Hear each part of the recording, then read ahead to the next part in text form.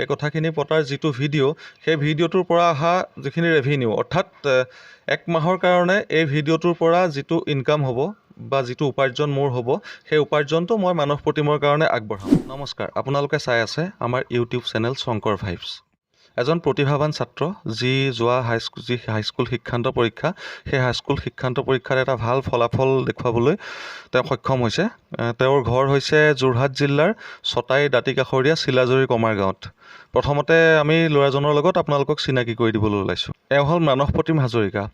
তেওঁ আচলতে 6টা বিষয়তে লেটাৰ মাৰ্কসহ হাইস্কুল শিক্ষান্ত পৰীক্ষাত উত্তীৰ্ণ হ'বলৈ সক্ষম হৈছে।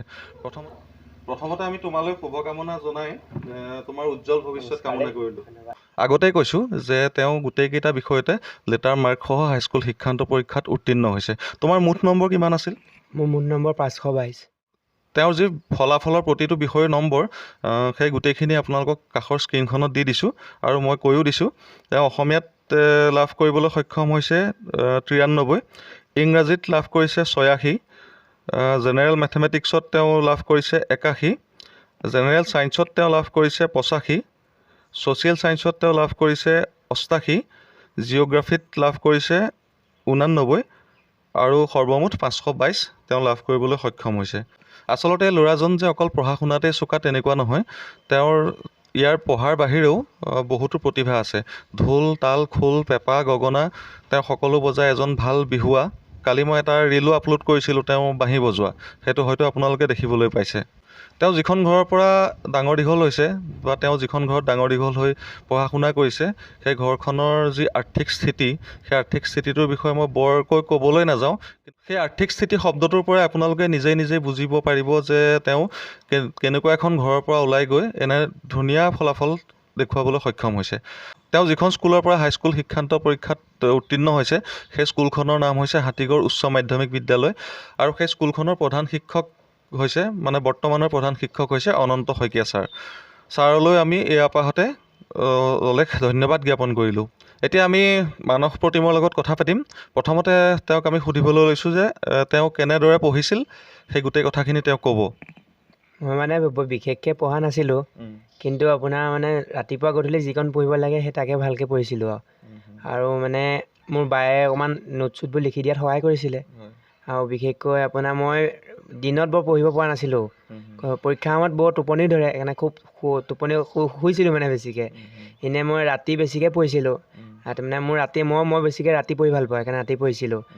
মানে আপোনাৰ বৰ বেছিকৈ বিশেষো পঢ়া নাছিলোঁ, কিন্তু পৰীক্ষা আগদিনা মানে পৰীক্ষা যিদিনা আগদিনা সেইদিনা পূৰা ৰাতিটো পঢ়িছিলোঁ আৰু লগতে তুমি এটা কথা অলপ আগত মোক কৈছিলা যে ছ'চিয়েল মিডিয়াই তোমাক খুব সহায় কৰিছিলে পঢ়া শুনা কৰাত। তুমি সেইখিনি কৈ দিয়া, কেনেদৰে তোমাক ছ'চিয়েল মিডিয়াই সহায় কৰিছিলে?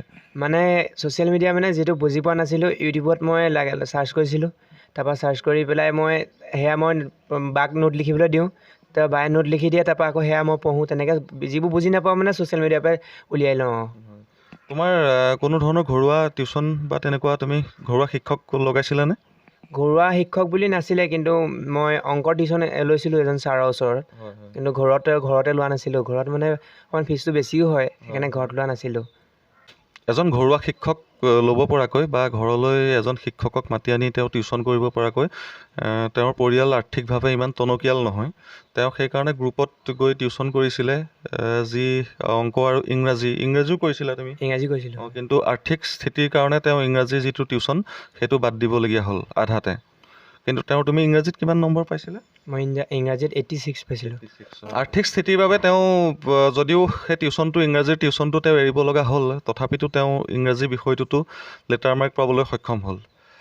আচলতে তেওঁ সেই যিকেইটা টকা স্কুল বা সেই শিক্ষকজনক দিব লাগে টিউশ্যন কৰা, সেই টকাকেইটা দিব নোৱাৰাৰ কাৰণে তেওঁক টিউশ্যনটো বন্ধ কৰি দিয়া হৈছিল। এই ক্ষেত্ৰত আমি আমাৰ ফালৰ পৰা নিজৰ ব্যক্তিগত এটা মতামত যে কিছুমান ল'ৰা ছোৱালীৰ প্ৰতিভা চাই বা কিছুমান এনেকুৱা প্ৰতিভাৱান ল'ৰা ছোৱালী আছে যাক আচলতে শিক্ষকজনে দেখাৰ লগে লগে গম পায় যে ল'ৰাজনৰ ভৱিষ্যতৰ ফলাফল কি কৰিব বা কি নকৰিব শিক্ষকজনে জানেই। গতিকতে সেই তেনেকুৱা যিবিলাক ছাত্ৰ ছাত্ৰী তেওঁ বা যাৰ আৰ্থিক স্থিতি ইমান সবল নহয়, তেখেতসকলক কিন্তু যি টিউশ্যন কৰে সেই তেখেতসকলে যদি অকণমান ৰেহাই দিয়াৰ ব্যৱস্থা কৰে, তেতিয়া কিন্তু এওঁলোকৰ দৰে যিবিলাক ছাত্ৰ ছাত্ৰী তেওঁলোকৰ ফলাফলবোৰ আৰু উন্নত হ'ব। মানস প্ৰতিমক আচলতে মই ব্যক্তিগতভাৱে সৰুৰে পৰাই চিনি পাওঁ আৰু তেওঁ সৰুৰে পৰাই আচলতে খুব অনুসন্ধিৎসু মনৰ আৰু তেওঁ খুব প্ৰতিভাৱান মানে ছাত্ৰ সৰুৰে পৰাই। তেওঁ যে এতিয়াই ভাল ৰিজাল্ট কৰিছে তেনেকুৱা নহয়, তেওঁ একেবাৰে সৰুৰে পৰা খুব কিবা এটা নজনাটো জানিবৰ কাৰণে ধাউতি। তেওঁ সৰুৰে পৰাই সেই গুণটো তেওঁৰ গাত দেখা পাই আহিছোঁ। আৰু তোমাৰ ঘৰত কোন কোন আছে সকলোকে কৈ দিয়া। মই, মোৰ মা দেউতা আৰু বা আৰু মই আছোঁ।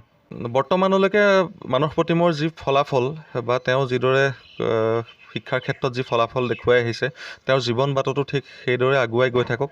তাৰ বাবে আৰ্থিক স্থিতিটো আচলতে হেঙাৰ নোহোৱাটোৱে আমি বিচাৰোঁ। এই আৰ্থিক স্থিতিৰ কথা কৈ এজন পিতৃ হিচাপে আন এজন পিতৃক পুতৰ পাত্ৰ কৰিব খোজা নাই, কিন্তু তথাপিতো ক'ব লগা হৈছে।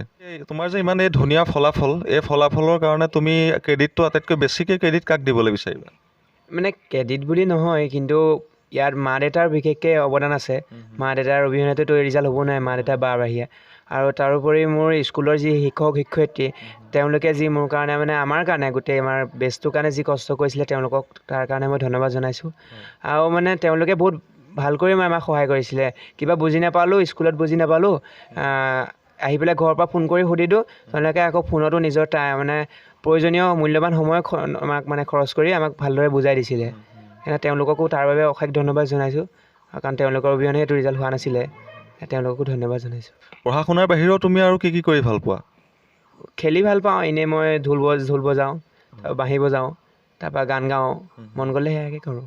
এতিয়া তুমি কোন শাখাত পঢ়িম বুলি ভাবিছা? মই বাণিজ্য শাখাতে পঢ়িম বুলি ভাবিছোঁ। এডমিশ্যন ক'ত ল'বা? মই এডমিশ্যন যোৰহাট CKBত ল'ম।